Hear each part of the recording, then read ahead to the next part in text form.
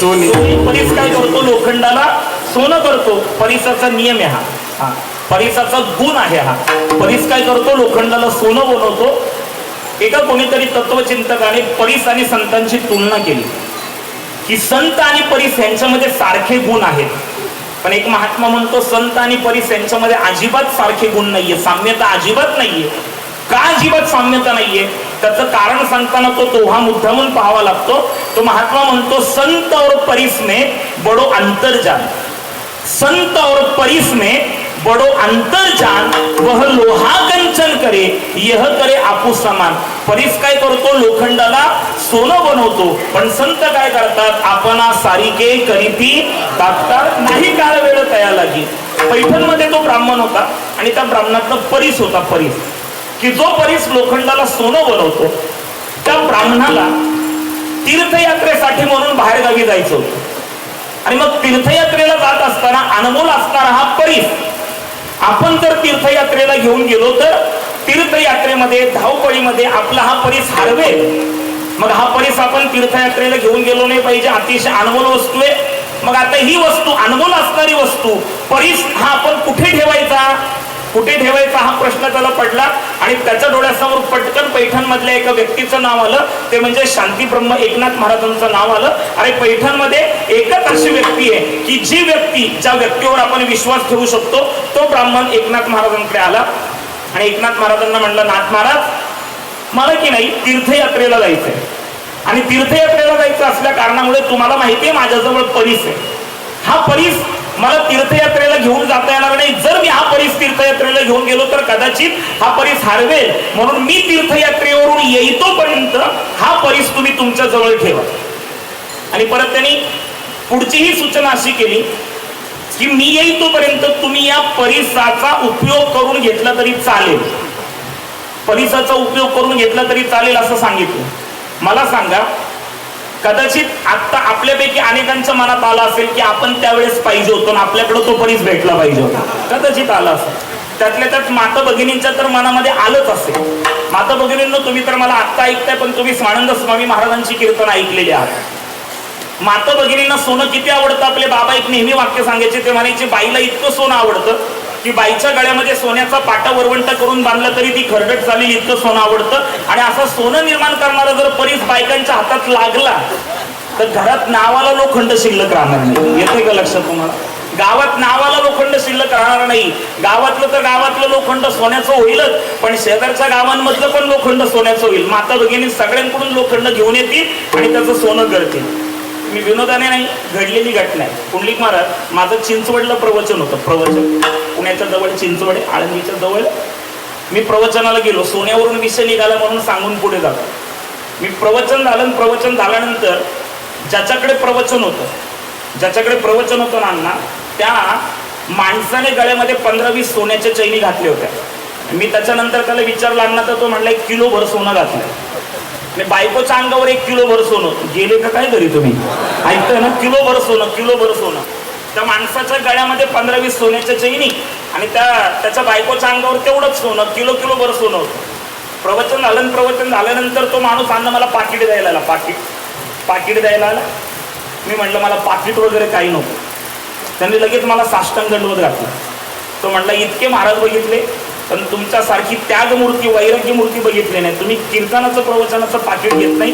मला आश्चर्य वाटलं. मी तुमच्या चरणावर नतमस्तक होतो. किती तुमचं वैराग्य आहे, किती तुम्ही पाकिटाचा त्याग केलाय, मानधनाचा त्याग केलाय. मी म्हटलं वैराग्य वगैरे काही नाहीये. म्हटलं मला पाकिट नकोय. म्हटलं तुम्ही एक काम करा, मला एक मिठी मारा. तुम्ही मिठी मारली म्हणजे तुमच्या गळ्यातल्या 2-4 चैनी माझ्या गळ्यात पडतील, मला वाद सोडत. म्हटलं विनोदाचा वाद सोडून द्या, पण महाराज माणसाला ते आवडतं सोनं. आता नाथ महाराज त्याच्याकडे गेले, नाथ महाराजांकडे तो गेला. नाथ महाराजांना म्हणला, हा परीस तुमच्याकडे ठेवा. नाथ महाराजांनी काय केलं ना, तो परीस घेतला आणि देवाऱ्याखाली ठेवला. कमलाचा महाराज देवाऱ्याखाली ठेवला परीस. देवाऱ्याखाली ठेवला आणि 2-3 महिन्यानंतर तो ब्राह्मण परत आला. आल्यानंतर एकनाथ महाराजांकडे गेला आणि एकनाथ महाराजांना म्हणला, एकनाथ महाराज, 3 महिन्यापूर्वी मी तुमच्याकडे परीस ठेवला होता, माझा परीस मला द्या. तेव्हा एकनाथ महाराजांना आठवलं, नाहीतर विस्मरणात गेलो होतो नाथ महाराजांच्या. तेव्हा नाथ महाराजांना आठवलं की या माणसाने आपल्याकडे परीस ठेवलाय आणि तो परीस आपण देवाऱ्याखाली ठेवलाय. एकनाथ महाराजांनी उद्धवाला आवाज दिला, उद्धवा नाथ महाराजांचा शिष्य उद्धव पळत पळत आला. जी महाराज, अरे त्या देवाऱ्याखाली मी एक वस्तू ठेवली आहे, ती वस्तू तेवढी घेऊन ये बरं, या महाशयांना द्यायची आहे, या सत्पुरुषांची ती वस्तू आहे तेवढी घेऊन ये. तेव्हा उद्धवाच्या डोक्यात आलं की आपल्या महाराजांनी देवाऱ्याच्या खाली जी वस्तू ठेवली होती ती आपण देवाच्या निर्माल्याबरोबर, देवाच्या फुलाबरोबर गोदावरी नदीमध्ये टाकून दिली. ऐकताय का तुम्ही? गोदावरी नदीमध्ये टाकून दिली. आणि त्यांनी ते सांगितलं, महाराज तुम्ही जी देवाऱ्याखाली वस्तू ठेवली होती ना ती मी देवाच्या फुलांबरोबर गोदावरी नदीमध्ये टाकून ठेवली. ज्याचा परीस होता त्याला हे ऐकल्यानंतर गुदगुल्या झाल्या असतील, त्याची तळपळ्याची मस्तकाला गेली. तो महाराजांना नाही नाही ते नावं ठेवू लागला, नाही नाही ते बोलू लागला. एकनाथ महाराज म्हणले, थांबा, तुम्हाला परीसच पाहिजे ना तुमचा, मी तुम्हाला तुमचा परीस देतो, चला माझ्या बरोबर. एकनाथ महाराज त्याला गोदावरी नदीवर घेऊन गेले, कमरे इतक्या पाण्यात गेले, खाली वाकले आणि ओंजळभर दगड एकनाथ महाराजांनी हातामध्ये घेतले. आणि एकनाथ महाराजांनी त्या माणसाला सांगितलं, अरे बाबा, माझ्या हातातला जो तुझा परीस असेल तो घे. त्या ब्राह्मणाने आपल्या जवळचा एक लोखंडाचा तुकडा घेतला, एकनाथ महाराजांच्या हातातला एक दगड घेतला. तो दगड त्या ब्राह्मणाने स्वतःच्या हातातल्या लोखंडाच्या तुकड्याला लावला. त्या लोखंडाच्या तुकड्याचं रूपांतर सोन्यामध्ये झालं होतं. ब्राह्मणाने परत दुसरा लोखंडाचा तुकडा घेतला, एकनाथ महाराजांच्या हातातला दुसरा दगड घेतला. तो दुसरा दगड दुसऱ्या लोखंडाच्या तुकड्याला लावला, तर तो दुसरा लोखंडाचा तुकडा सोन्याचा झाला होता. त्या ब्राह्मणाने तिसरा लोखंडाचा तुकडा घेतला, नाथ महाराजांच्या हातातला तिसरा दगड घेतला, तिसरा दगड तिसऱ्या लोखंडाच्या तुकड्याला लावला, तर तो तिसरा लोखंडाचा तुकडाही सोन्याचा झाला होता. माझी गोष्ट संपली. माझं पुढचं वाक्य ऐका. अरे परीस काय करतो? परीस काय करतो? लोखंडाला सोनं बनवतो. पण आपल्या नाथ महाराजांचा हात लागला ना तर दगड परीस होतो. ही संतांचा महिमा आहे महाराज, हा संतांचा महिमा आहे. सांगतो महाराज, असे नाथ महाराज अधिकारी पुरुष आहेत महाराज. माझ्या आवडीचा प्रसंग आहे म्हणून सांगून जातो, मला खूप आवडतो हा प्रसंग. एकनाथ महाराजांचा घसा सुजून दुखायला लागला. घसा सुजला, कोणी चाटण आणून देते, कोणी लेप आणून देते, कोणी काढा आणून देतोय, पण एकनाथ महाराजांना बरं वाटत नव्हतं. ओंकार महाराज काय करावं काही सुचत नव्हतं. मला सांगा, ऐकताय कीर्तन माता बघितली, मला सांगा, आपलं डोकं दुखायला लागले की आपल्याला गुदगुल्या होतात की आपलं डोकं दुखायला लागलं की आपल्याला आनंद होतो का? नाही होत. आपण काय करतो? दवाखान्यात जातो, औषध घेतो आणि घरामध्ये जाऊन काय करतो? आराम करतो. चल, एकनाथ महाराजांचा घसा जुळायला लागला. खूप त्रास होत होता एकनाथ महाराजांना. इतका त्रास, इतका त्रास, इतका त्रास. अरे काय होतं आता, महाराजांना त्रास होतो का नाही होत हा पण प्रश्नच आहे. कधी कधी लोक आम्हाला विचारतात, महाराज तुम्ही कसे काय आजारी पडता? अरे आम्ही माणसं, आजारी नाही पडणार तर काय पडणार महाराज? महाराज जेव्हा शरीर घेऊन आपण जन्माला येतो तेव्हा त्या व्याधी आहेतच ना. शरीर दुःखाचे, शरीर रोगाचे, शरीर दुर्गंधीची, नाही अपवित्र शरीर आहे. आजारी कोणी पडू शकतो? देव आजारी पडतो, संत आजारी पडतात, तुमचा माझ्यासारखा माणूस आजारी पडतो. आणि मग महाराज नाथ महाराजांना काही बरं वाटत नव्हतं. 3 दिवस झाले, औषध उपचार चालू होते. पण पहा बरं का घटना कशी आहे. घटना फार छान आहे. कदाचित हे जर घडलं नसतं ना हरियांना तर आळंदीचा शोध लागला नसता. कदाचित हे जर घडलं नसतं ना तर सर आळंदीचा शोध लागला नसता. नाथ महाराजांचा घसा सुजून दुखायला लागला. 3 दिवस झोप लागली नाही नाथ महाराजांना. आणि तिसऱ्या दिवशी मध्यरात्री नाथ महाराजांचा सहज डोळा लागला. नाथ महाराजांना स्वप्न पडलं. नाथ महाराज स्वप्नातून जागे झाले. आणि जागे झाल्यानंतर नाथ महाराज आपल्या काही शिष्यांना घेऊन आळंदीमध्ये आले. आलम ददाती इति आलंकावती. आळंदीचं वर्णन करताना असं केलंय, पुरे म्हणेपर्यंत जिथं सुख मिळतं तिला आळंदी म्हटलेलं. आपल्या सगळ्यांच्या पाठातलं एक अभंग आहे. आळंदीचं महत्व वर्णन करणारा आपल्या सगळ्यांच्या पाठातलं एक अभंग आहे. आळंदी हे गाव पुण्यभूमी ठाव, दैवताचे नाव सिद्धेश्वर, 84 सिद्धांत सिद्ध बेटी मेळा, तो हा सुख सोहळा, काय वर्णू विमानांची दाटी, पुष्पांचा वर्षाव स्वर्गीहुनी देव करीताती, नामा म्हणे देवा चला तया ठाया विश्रांती घ्यावया कल्पवरी. अरे महाराज आळंदीचा महिमा बोलावा तितका थोडा आहे. नाथ महाराज आपल्या काही शिष्यांना घेऊन आळंदीमध्ये आले. ज्ञानोबाऱ्यांच्या संजीवन समाधीचं स्थान शोधून काढलं. तिथं नंदी होता, तो नंदी बाजूला सरकवला आणि विवराच्या द्वारे एकनाथ महाराज समाधी स्थानापर्यंत गेले. माझ्या शब्दांबरोबर आपले कान असू द्या आणि डोळे असू द्या. महाराज त्या विवराच्या द्वारे नाथ महाराज आतमध्ये गेले. आतमध्ये जाऊन बघताय तर कैवल्य साम्राज्य चक्रवर्ती, ज्ञानियांचा राजा, योगियांची माऊली, संत श्रेष्ठ ज्ञानेश्वर महाराज समाधी अवस्थेमध्ये बसलेले. पण ज्ञानोबाऱ्यांच्या गळ्याला आजन वृक्षाची मुळी लागलेली आहे. ते पाहताच क्षणी नाथ महाराजांच्या डोळ्यामध्ये घळघळ पाणी आलं आणि नाथ महाराज पळत पळत ज्ञानोबारायांच्या जवळ गेले. ज्ञानोबारायांच्या चरणावर साष्टांग दंडवत घातला आणि ज्ञानोबारायांच्या गाड्याला जी आजर वृक्षाची मुळी लागली होती ती आजर वृक्षाची मुळी नाथ महाराजांनी दूर केली. ज्ञानोबारायांनी डोळे उघडले, नाथांना आलिंगन दिलं आणि महाराज मग तो सुखसंवाद झाल्यानंतर ज्ञानोबारायांचं दर्शन घेऊन नाथ महाराज परत विवराच्या द्वारे समाधी स्थानापासून बाहेर आले. नंदी होता तसा सरकवला आणि एका ठिकाणी बसून नाथ महाराज हुमसून हुमसून रडायला लागले. तुम्ही आत्ता आळंदीला गेलात, महाद्वारातून आतमध्ये प्रवेश केला, डाव्या बाजूला वळलात की उजव्या बाजूला एक पार आहे ज्याला नाथ पार म्हणतात. एकनाथ महाराज तिथं बसले आणि हुमसून हुमसून रडायला लागले. नाथ महाराजांबरोबर आलेल्या लोकांनी ते नाथ महाराजांच्या डोळ्यातले अश्रू पाहिले. त्या लोकांना काही समजत नव्हतं, उमजत नव्हतं, कळत नव्हतं की नाथ महाराज का रडताय. अरे नाथ महाराजांना विचारलं, नाथ महाराज का रडताय. मध्यरात्री उठलात, आम्हाला घेतलं, आळंदीला आलो, आम्ही नंदी बाजूला सरकवलं, तुम्ही विवराच्या द्वारे आतमध्ये गेलात, आतमध्ये काय घडलं ते आम्हाला माहिती नाहीये, तुम्ही परत आलात आणि इथं बसून रडताय, नेमकं काय झालं. तेव्हा नाथ महाराजांनी एक अभंग फार सुंदर लिहिला. नाथ महाराज म्हणतात, श्री ज्ञानदेवे येऊनी स्वप्नात सांगितली मात मज लागी. मात म्हणजे गोष्ट. कोण माझ्या स्वप्नात आलं? श्री ज्ञानदेवे येऊनी स्वप्नात सांगितली मात मज लागी. आणि अण्णा पुढं ज्ञानोबारायांच्या रूपाचं वर्णन नाथ महाराज करतात.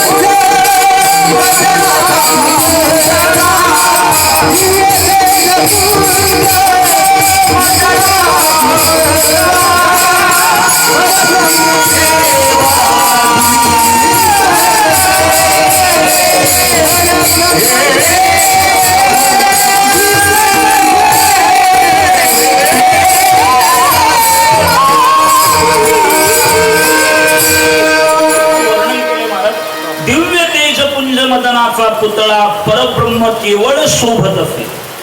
ज्ञानोबारायांचं वर्णन करताना, ज्ञानोबारायांच्या रूपाचं वर्णन करताना नाथ महाराज म्हणतायत, दिव्य तेज पुंज मदनाचा पुतळा परब्रह्म केवळ शोभत असे. आजान वृक्षाची मुळी कंठासी लागली, येऊनी आळंदी काढवेगी. ऐसे स्वप्न होता आलो अलंकापुरी, तव नंदी माझारी देखेले द्वार. एका जनार्दनी पूर्व पुण्य फळले, श्री गुरु भेटले ज्ञानदेव. माझी गोष्ट संपली आहे. मला इतकंच सांगायचं आहे की संत श्रेष्ठ ज्ञानेश्वर महाराजांनी संजीवन समाधीनंतर प्रत्यक्ष दर्शन कोणाला दिलं असेल, साक्षात दर्शन कोणाला दिलं असेल, तर ते शांती ब्रह्म एकनाथ महाराजांना दिलेला आहे. हा एकनाथ महाराजांचा अधिकार आहे. विठ्ठल विठ्ठल.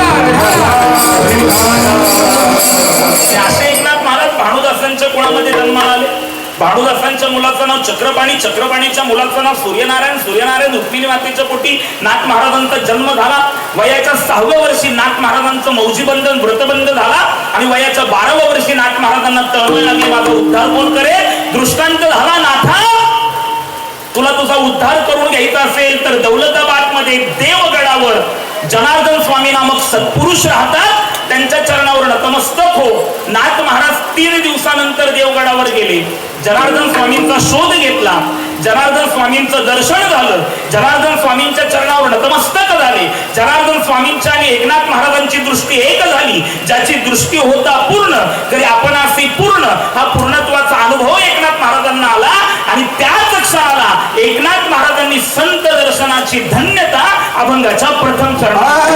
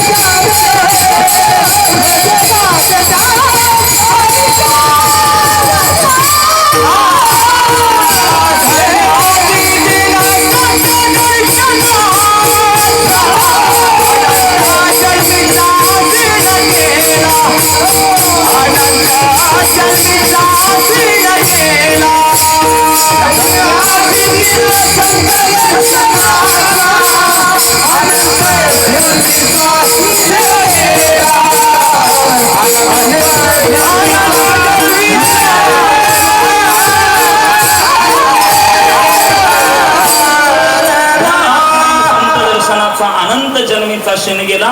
जनार्दन स्वामींचं दर्शन झालं नाथ महाराजांना आणि नाथ महाराजांनी जनार्दन स्वामींच्या दर्शनाने माझ्या जीवनामध्ये काय फलप्राप्ती झाली त्याचा उल्लेख केला. अण्णा काय झालं?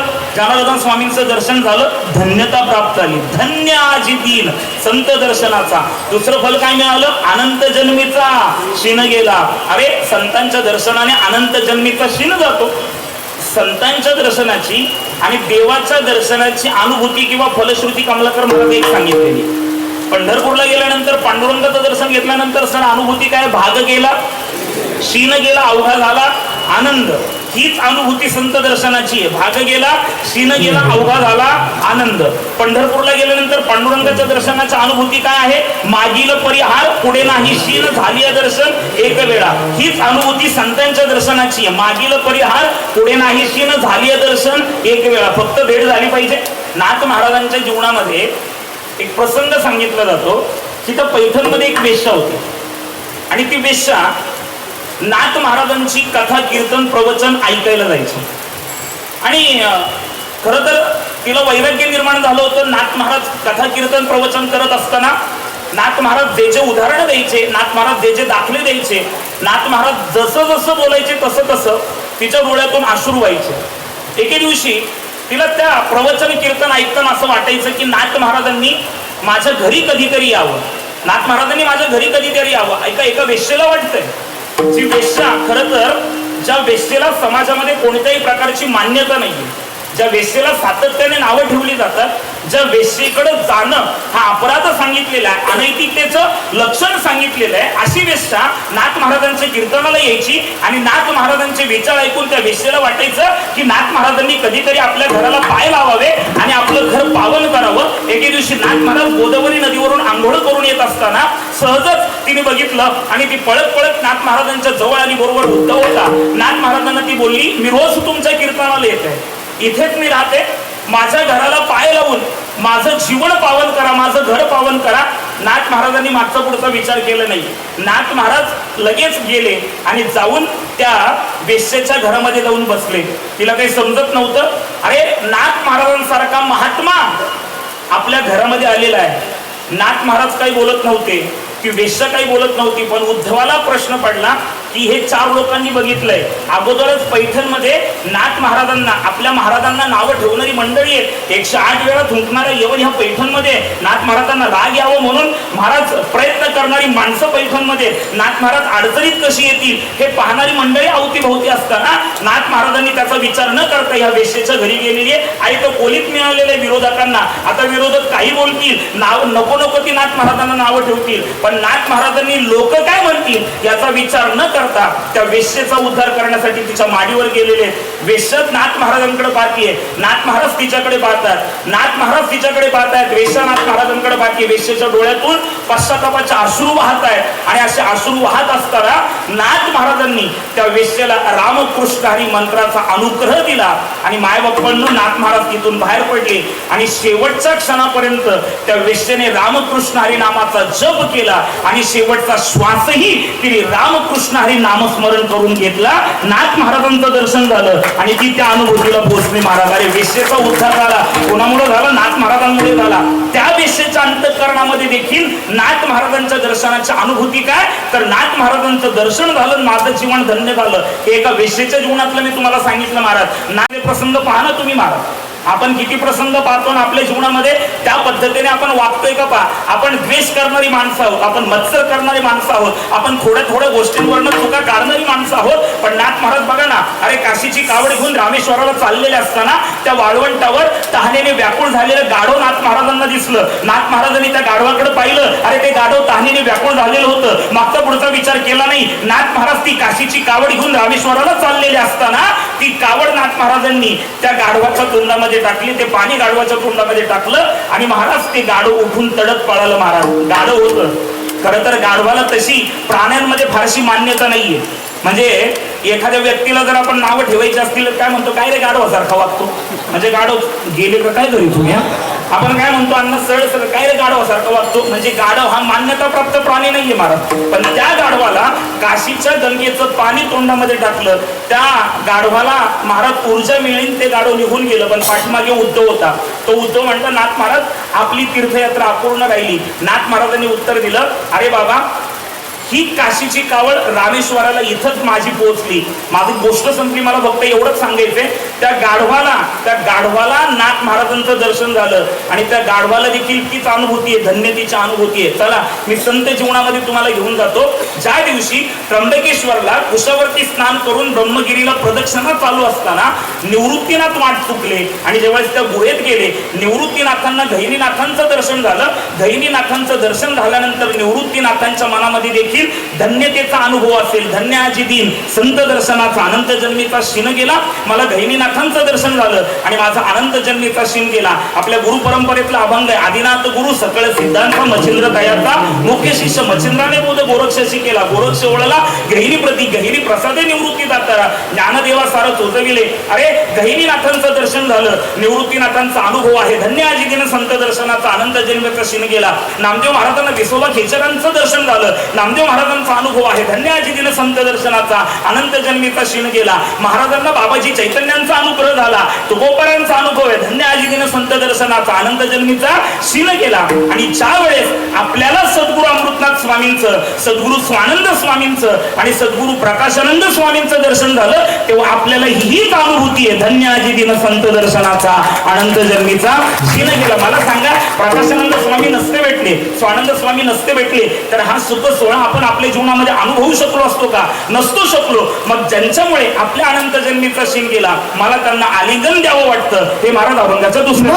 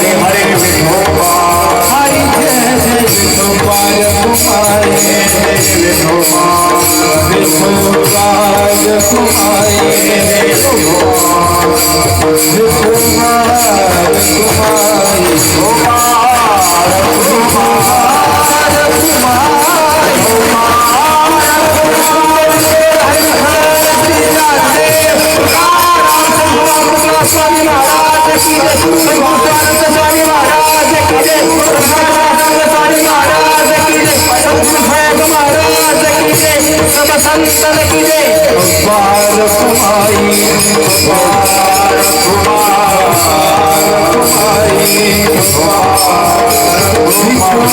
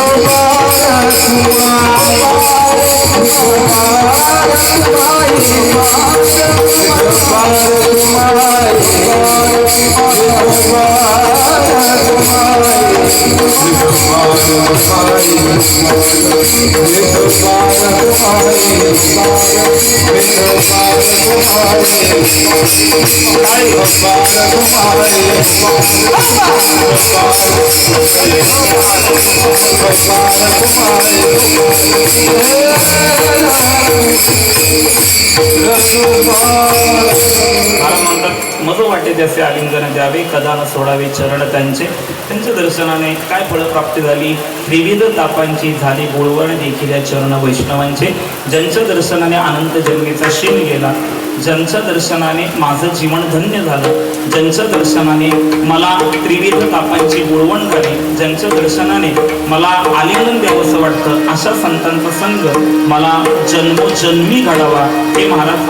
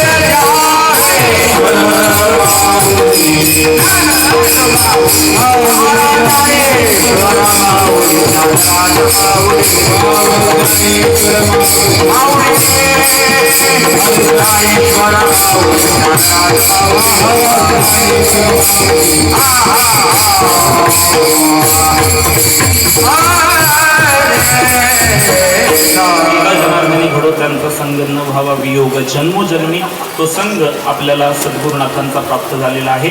सर्वांचे मनापासून मी धन्यवाद व्यक्त करतो. दिघीपासून बानकोटपर्यंत सर्व गुरुबंधूंचे मनापासून धन्यवाद व्यक्त करतो.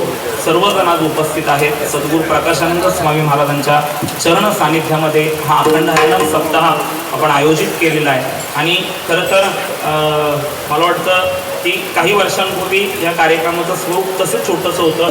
मंदिरात आपण कार्यक्रम करायचो, पण सर्व ग्रामस्थ मंडळी या कार्यक्रमामध्ये सहभागी झाली. एकदा सर्व ग्रामस्थांसाठी आपण सर्वांनी टाळ्या वाजवायच्या. सर्व ग्रामस्थ मंडळी सहभागी झाली. मला आज विशेष वाटला की महाराजांना हार घालण्याचा मान माता भगिनींना तुम्ही दिला, म्हणून माता भगिनींसाठी एकदा जोरदार टाळ्या झाल्या पाहिजे. तर नेहमीच माता भगिनींना तसं उपेक्षित ठेवलं जातं, पण आज व्यासपीठावर येऊन महाराज मंडळींना हार घालण्याचं अतिशय महत्त्वाचा मान आपण मंडळींनी माता भगिनींना दिला. त्याही या कार्यक्रमामध्ये सहभागी होत आहेत. तरुण सर्व या कार्यक्रमामध्ये सहभागी होत आहेत. म्हणजे वारकरी संप्रदायातील अनेक विद्वत रत्न येऊन इथं चिंतन सांगून जात आहेत आणि खऱ्या अर्थाने हे सगळं वैभव बघितल्यानंतर त्यांचेही डोळे दिसतात, हे ते माझ्याजवळ कबूल करतात. म्हणून आपल्या सर्वांच्या परमार्थिक कार्याला कोटी कोटी शुभेच्छा देतो. असंच कार्य सद्गुरुनाथांनी आपल्याकडून करून घ्यावं असे मी सद्गुरुनाथांच्या चरणावर प्रार्थना करतो. सर्व ज्येष्ठ मंडळींचं मार्गदर्शन आहे. आता ज्येष्ठ मंडळी मार्गदर्शनामध्ये आलेली आहे आणि तरुण मंडळी मोठ्या जोमाने काम करत आहात, म्हणून ज्येष्ठांचे आभार आणि तरुणांना या कार्यासाठी मनापासून शुभेच्छा देतो. ज्येष्ठांचं मार्गदर्शन, ज्येष्ठांच्या आशीर्वादाने आपण असाच कार्यक्रम करत जाऊ अशी आणि त्याच्यासाठी बाबांनी आपल्याला सामर्थ्य द्यावं अशी बाबांच्या चरणी प्रार्थना करतो. आदरणीय गंभीर महाराज, आज आपण माझ्याबरोबर आलात, आपले मनापासून धन्यवाद व्यक्त करतो. कारण की तुम्ही इथं पाहुणे म्हणून आलेले आहेत, मी घरात आलेलो, म्हणून तुमचे मनापासून धन्यवाद व्यक्त करतो. ज्यांच्यामुळे 7 दिवस या कार्यक्रमाला रंगत आली ते आदरणीय माझे जिवलग परमार्थ स्नेही हरिभक्तीपरायण बालाजी महाराज. ते दिसायला तसे देखणे तसे आवाजाने पण देखणे, म्हणून बालाजी महाराजांचे मनापासून धन्यवाद व्यक्त करतो. बालाजी महाराजांसाठी जोरदार टाळ्या झाल्या पाहिजेत एकदम. त्यानंतर विशेष कोकणातील मंडळींचं ज्यांच्यावर नितांत प्रेम आहे असे माझे जिवलग परमार्थ स्नेही आदरणीय हरिभक्तीपरायण ओंकार महाराज असतील. खरं तर त्यांची जेवढी उंची आहे त्या उंचीपेक्षा कितीतरी वर त्यांचा आवाज जातो, त्या आवाजासाठी एकदा जोरदार टाळ्या झाल्या पाहिजे. इकडं मला आनंद वाटतो. मागच्या वेळेस कीर्तनाला मी जिवण्याला आलो होतो, धनेशच्या लग्नाच्या निमित्ताने कीर्तन होतं. त्यावेळेस माझ्या कीर्तनाला गायनाची साथ अतिशय उत्तम रीत्या केली आणि खऱ्या अर्थाने ज्यांच्या आवाजामध्ये एक अतिशय गोडवा आहे अशा आपल्या गावातील कुलदीप महाराज असतील. कुलदीप महाराजांसाठी एकदा जोरदार टाळ्या झाल्या पाहिजे. आणि आपल्या गावामधील मग भूषण असेल, आदित्य असेल, मंगेश असेल, वैष्णव असेल, अजून काही मुलं असतील की ज्यांच्या संस्थेमध्ये आळंदीमध्ये शिक्षण घेत आहेत. ते म्हणतात की ते तुमचे शिष्य आहेत, माझे विद्यार्थी आहेत. असे ज्यांच्याकडे हे विद्यार्थी शिक्षण घेतात असे आपल्या सर्वांचे लाडके नारायण महाराज असतील आणि सर्वच टाळकरी, एकदा सर्व टाळकऱ्यांसाठी जोरदार टाळ्या झाल्या पाहिजेत. खूप छान नाचतात ते, सर्वांचे मनापासून धन्यवाद व्यक्त करतो. तरुणांचे विशेष मनापासून धन्यवाद व्यक्त करतो. ज्यांची साऊंड सिस्टीम मला वाटतं 2-3 वर्षापासून साऊंड सिस्टीम या ठिकाणी येते, त्यांचे मनापासून धन्यवाद व्यक्त करतो. मला वाटतं आता कुठं होतो आपण कीर्तनाला, मुरबाडमध्ये माझ्या कीर्तनाला तिथं त्या ठिकाणी होते, त्यांनी तिथून लगेच इकडं आले, त्यांचेही मनापासून धन्यवाद व्यक्त करतो. त्यांच्यासाठी एकदा जोरदार टाळ्या झाल्या पाहिजे. नेहमीच माझे फोटो बंदिस्त करत असतो हरीश, त्याचे मनापासून मी धन्यवाद. तुझ्या तर मानले नाही पाहिजे धन्यवाद, पण तू खूप छान फोटो काढतो. सर्वांचे मनापासून धन्यवाद व्यक्त करतो. सर्व तरुण मंडळींचे, माता भगिनींचे मनापासून धन्यवाद व्यक्त करतो. असाच परमार्थ आपल्याकडून घडावा ही सर्व ज्येष्ठ मंडळी माझ्या समोर बसलेली आहेत. ज्येष्ठांचे मी मनापासून आभार व्यक्त करतो, कारण की आपली प्रेमदृष्टी आणि आपली कृपादृष्टी माझ्यावर सातत्याने असते. खरं तर आपण बाबांची सेवा केलेली मंडळी आहात. आपला अनादर माझ्याकडून कधीच होणार नाही आहे. तुम्ही जे माझ्यावर प्रेम करता ते प्रेम मी शब्दातही वर्णन करू शकत नाही आणि मला त्याची वेळोवेळा प्रचिती येत आहे. बाबांना जे तुम्ही प्रेम दिलं तेच प्रेम मला असं वाटतं त्याच्यापेक्षा तसुकडं जास्त प्रेम तुम्ही मला देत आहात याची मला जाणीव आहे आणि या प्रेमासाठी मी सदैव राहील अशी आपल्याला ग्वाही देतो. झालेली कीर्तनरूपी सेवा सद्गुरुनाथांच्या चरणावर समर्पित करतो आणि वाणीला पूर्णविराम देतो. सगळ्यांनी उठून 3 मिनिटासाठी उभं राहायचंय. उठून उभं राहायचंय सर्वांनी. चला उठून उभं राहा, मस्त पटकन उठून उभं राहा. सर्वांनी उठून उभं राहायचं सर्वांनी.